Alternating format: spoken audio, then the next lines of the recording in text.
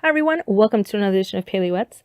Today we're talking about stealing, and if you remember in our last chapter we were talking about gezel, and gezel is it really makes the hairs on your arms stand up because of the fact that gezel is something that many of us have or are, or has v'shalom will transgress because we don't see them as such a major thing.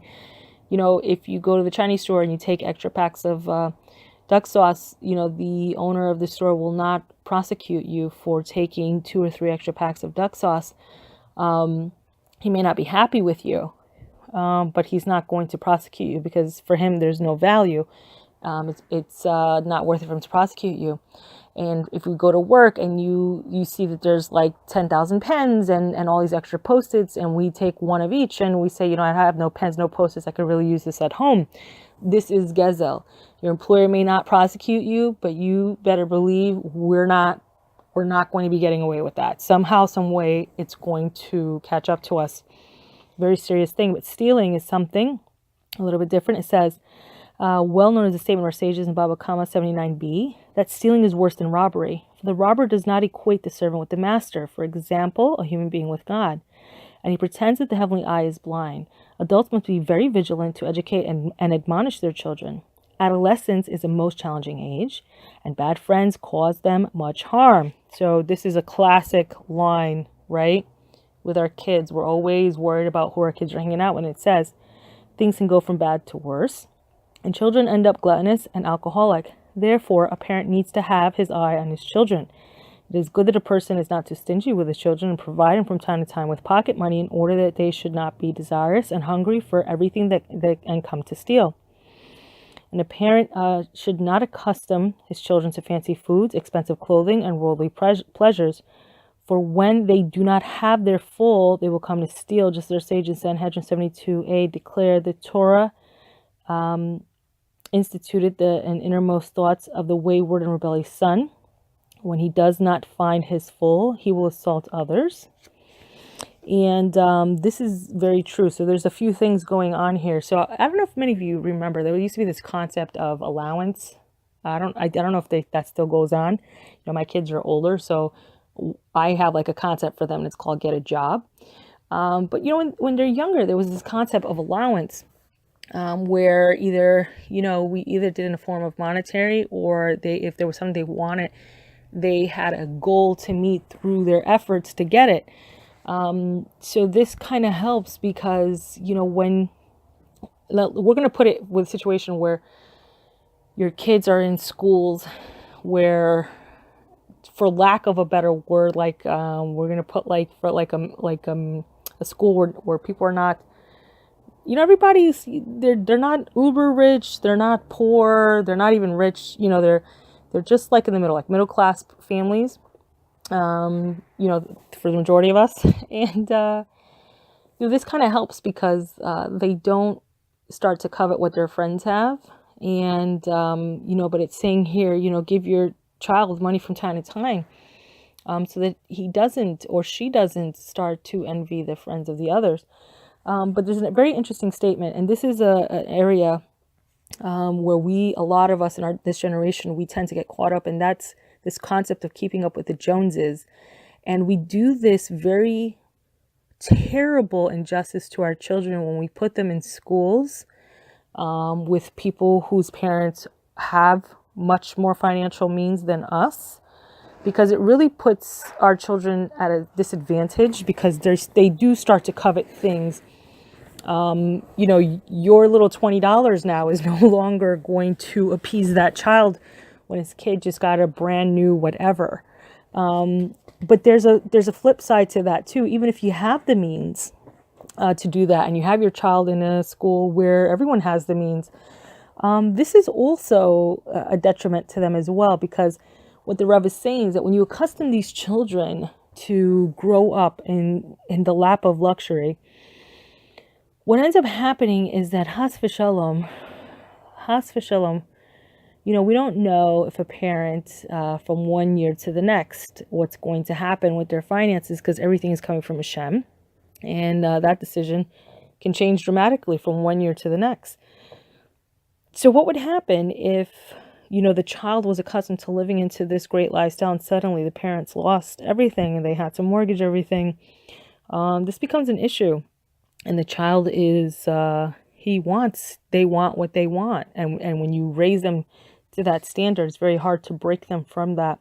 And they become rebellious, and it's like the Rav says, they begin to assault others, and that's not just in a physical assault. It's it's even talking about that gezel, like we were talking about, and the problem with the gezel that it will lead to outright stealing. So it's a very tricky thing. Very important to be vigilant. And the truth is that the world, I kind of like the idea, honestly, that my kids be brought up with people who don't always have all the financial means, because that is the real world. That's the real world. That's the emet of what happens. Not everyone in the world is affluent, and not everyone in the world is poor. And I think that children need to know that there are all kinds of people with different financial backgrounds, and their value is no less because their pocketbook is not overflowing. Very difficult in this generation, when we are a generation of excess and we want more and we want it all and we want it today. There used to be this movie, Willy Wonka and the Chocolate Factory, and I think I don't know if it was one of the girls. She had her little singing solo, and she was like, I want it now, I want it today, I want tomorrow, and she's like, that's a lot of us. I think we've grown up when we have this mentality. I want it all, I want it today, I want it tomorrow. We're not even happy with what we have today. We want what tomorrow has to bring now as well. So it continues on. It says the story has been told of a Torah scholar who he was raised opulently by his father in accord with his riches. After the death of his father, the son lost all of his wealth, yet sought his habitual pleasures. Things got so grim that he ended up stealing holy books from the Beit Midrash. When his criminal behavior was exposed, he converted to Christianity. And the Rebbe is saying, please, heaven save us. Therefore, every prudent man must act with intelligence and balance his personal matters with justice. He should be neither too miserly nor too extravagant. He should conduct himself in a sensible middle path in accord with blessings. And a person must always warn his children of possible prohibitions and inform them of their severity. One must distance themselves from evil acquaintances in order that they stay on the path of good. There's another kind of stealing which many people trample upon, namely deceiving others. There are many versions. The general principle is that whoever attempts to divulge the secrets of his friends through incessant questioning is considered a deceiver, and this is prohibited, unless it is for the purpose of saving a potential victim or to prevent him from wrongdoing. Likewise, someone who displays excessive affection for his friend and his mouth and heart do not share the same feelings is considered a deceiver, and a person who walks with integrity will be secure. So now I think for a lot of us, that last statement is another area where we can really get tripped up. I think, there's this saying, I'll say it, and I'll say it, and I'll say it, and I'll say it, and I'll say it. And if you're like me, it'll take some time for it to get into your head. And it's what the Torah says, that you're not to be led by your heart. But I think for a lot of us, we do. We, for sure, right away, we lead with our heart. I think for many things, we take people at a face value. We never scratch the surface and find out what's just under just beneath. And we get tripped up into this sometimes, either as we're on the receiving end, or we are the perpetrator of this. So we have to be so careful. We have to be so careful. But again, I think it's one of those things that when you start to really get into it, I think hopefully if we apply even a tenth of what we're learning in this study of this book, and we have a long way to go, but if we're applying even a tenth of what we're learning, I pray that life would be getting better, because we're starting to understand where the pitfalls are. And for many of us, we'll start to see in our own midot where we ourselves get tripped up. And I think in different chapters, different people, it'll probably resonate more with them, certain things than others. I mean, there's something to learn in every single chapter, but I think for some of us, there are certain chapters that are really going to hit home, especially for the fact that we don't realize the severity of our actions. And for many of us, we weren't born from birth, so we've not been taught these things. But nevertheless, it is a work in progress. We are a work in progress. And even it is stated that the tzaddik will fall 7 times, which is really translated into many times. And the key is to get back up. You have to get back up. So don't beat yourself up. But we do have to take this seriously. We do have to take steps to start correcting our behavior. Very serious thing. And I've really enjoyed my time with you guys. And if you want to be part of this mitzvah, I've stated in earlier chapters that whenever you take up the study of a particular sage, that sage becomes an advocate for you in Shemaim. And if you're like me, you can use all the advocates you can get.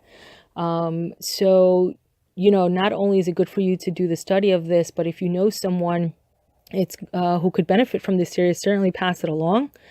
There's not, the reward for making someone, a Bali Tshuva is immeasurable.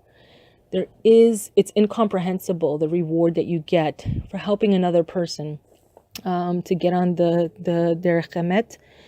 And so I encourage you to pass this along. And that's it for today, though. And I hope we'll all be together again soon. Bezrat HaShem.